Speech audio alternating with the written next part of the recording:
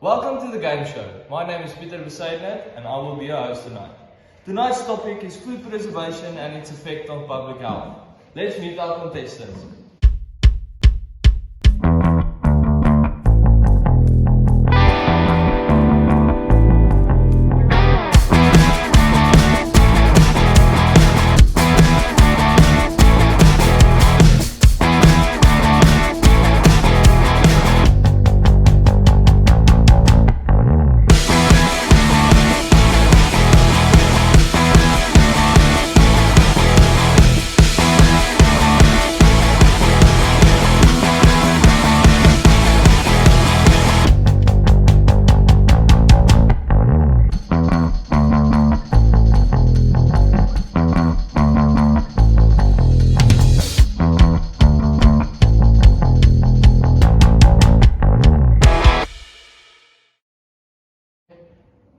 Now for the first question.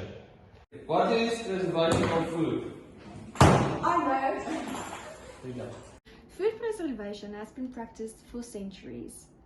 It can be defined as applying scientific knowledge through various technologies and procedures to prevent or to greatly slow down the spoilage of food and preventing the growth of microorganisms and preventing the transmission of foodborne diseases to the consumers. This will extend the shelf life of the food while maintaining its nutritional value, flavor and texture, while ensuring the consumers that the food are free of zoonotic diseases. So what do we mean when we say preservative? A preservative is a chemical, either a natural or synthetic in nature, that is added to food and various other products such as pharmaceuticals to prevent spoilage of the product and extend its shelf life. It will also reduce the likelihood of foodborne diseases to be transmitted to people consuming the product. Why do we preserve food? Yeah. I know. Why must food be preserved? The primary objective of food preservation is simple. It is to prevent the spoilage of food until it can be consumed. Now, spoilage is a broad subject, but it can be due to either of the following. It can be due to growth of new organisms that originate from the environment. Spoilage can also be due to a loss of quality, and this loss of quality is brought about by the enzymes that naturally occurs in food. But the main focus of our presentation, however, is the contamination and spoilage of food by zoonotic organisms that reside specifically in animal products. The objective of food preservation therefore shifts from extending the shelf life of a product to rather inactivate or to get rid of the infectious organisms. As you can see here, there's also other objectives with regards to food preservation. These include the minimization of the impact of infected meat on human health. It also helps farmers that are affected by an outbreak of a potential zoonotic disease to still have a market to sell their foods to. It contributes to the overall food security of the country. It enhances consumer acceptability. I mean, who doesn't like biltong?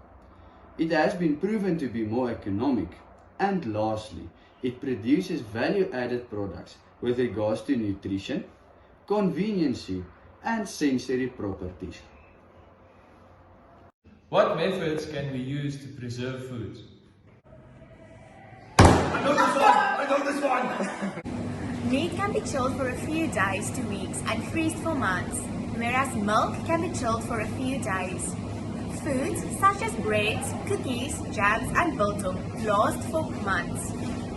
Broiled meat can last up to 2 years when kept unopened. Canned foods last for a few years, but storage of 1 year is recommended. Vacuum-packed foods can last up to months if it's refrigerated. Smoked meats last for 3 months if it's freezed and should be used within 4 days once opened. Dried foods can last for 4 to 12 months. Jellying keeps foods edible for 1 year and should be consumed after opening. How do we preserve food? There is various methods such as sugaring, salting, canning, vacuum packing, smoking, drying, chilling, and freezing. When we look at sugaring, you can use ingredients such as honey, sugar granules, and sugar syrup, which function in drawing out water out of the food's content and stopping bacterial growth. In similar way, we can use salting, which also draw water out of the food's content and stopping bacterial growth.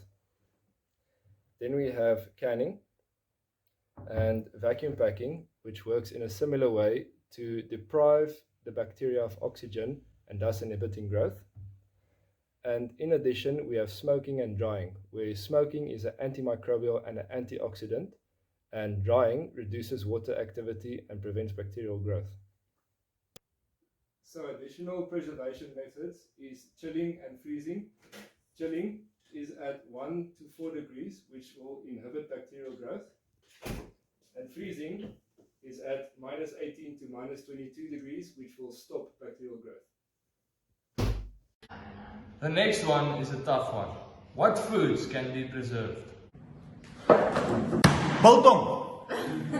So basically all food products can be preserved. If we look at fresh food products, like fruits in jams, jellies, dried fruit, canned fruits, vegetables can be dried like in simba chips, it can be pickled in canned, fish and seafood products like smoked fish, canned tuna, canned sardines, meats like in biltong, pepperoni, hams, bacon, milk in all the different kinds of cheeses. Then we can look at fermented products like our alcoholic beverages.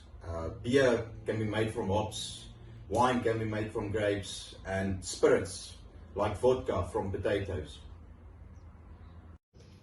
Okay. How economically feasible is it to preserve foods? Preservation of foods plays an essential role in people's businesses and consumers. Marketers are in position to earn more since it reduces food spoilage and decay. It also stabilizes food prices since prices tend to rise when supply is low and demand high. Different methods can be used to preserve foods. You can preserve your crops using the drying method and increases its shelf life, and that would bring you more profits. Food preservation is good for the local economy. If you don't have a garden, then buying fresh produce at farmers markets for food preservation supports local farmers, creating stronger markets closer to home.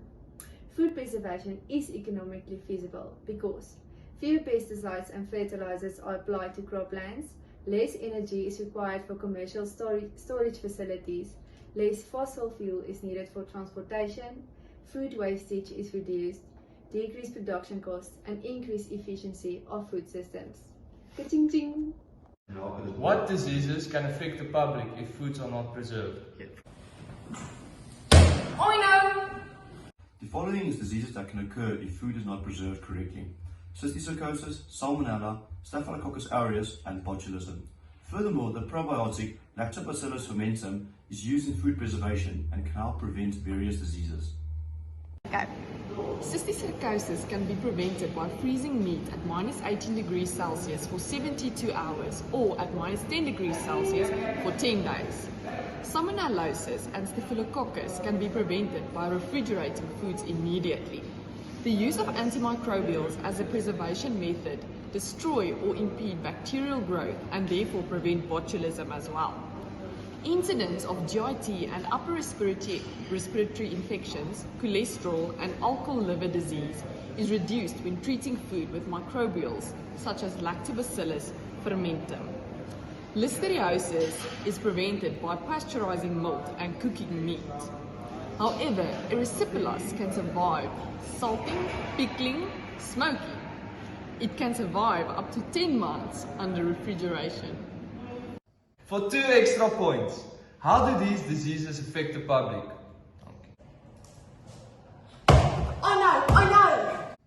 Certain preservatives can cause hazardous effects like nitrates and nitrites. Sodium nitrites can react with proteins or when cooked at high heat to form N-nitroamines. It can be carcinogenic and also impair hemoglobin's ability to deliver oxygen to the tissues. Benzoates can trigger allergies and believed to cause brain damage. Caffeine causes nervousness, heart palpitations, and occasionally heart defects. Saccharin can cause a toxic reaction and allergic response that affects your heart, skin, and gastrointestinal system. It may also cause tumors and bladder cancers. MSG can cause headaches, sweating, red skin, nausea, and weakness. The use of these hazardous preservatives may adversely affect fetal brain development in pregnant women.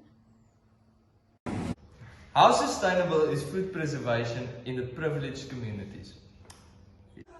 How sustainable is preserved food for underprivileged communities? Underprivileged communities have preserved, produced, and made food since ancient time. Despite of all the disadvantages they face daily, the understanding, ancient knowledge, and experience have enabled them to sustain food preservation. Preservation of meat. Preservation of meat in underprivileged communities can be done without using a refrigerator. It can be done in short periods or long periods of time. The short period is 2 to 3 days. This is done by reheating the meat over and over after it has been cooked. The long period is 5 to 6 months, and this can be done by cutting the meat into small pieces, sewing the meat in rows by means of pieces of ropes, and left in the sunlight between 10 to 12 days. The meat is then kept in an airtight container for up to 6 months. Preservation of fish. This can be preserved in underprivileged communities by means of cutting them first and then drying process in the sunlight for 4 to 6 days. It lasts up to 6 months. Preparation is by washing and mild hot water. Preservation of vegetables and fruits. Underprivileged people have no electricity and need to use their own knowledge to preserve vegetables like lemons. Preservation of such vegetables can be done by burial 5 to 7 inches in the soil.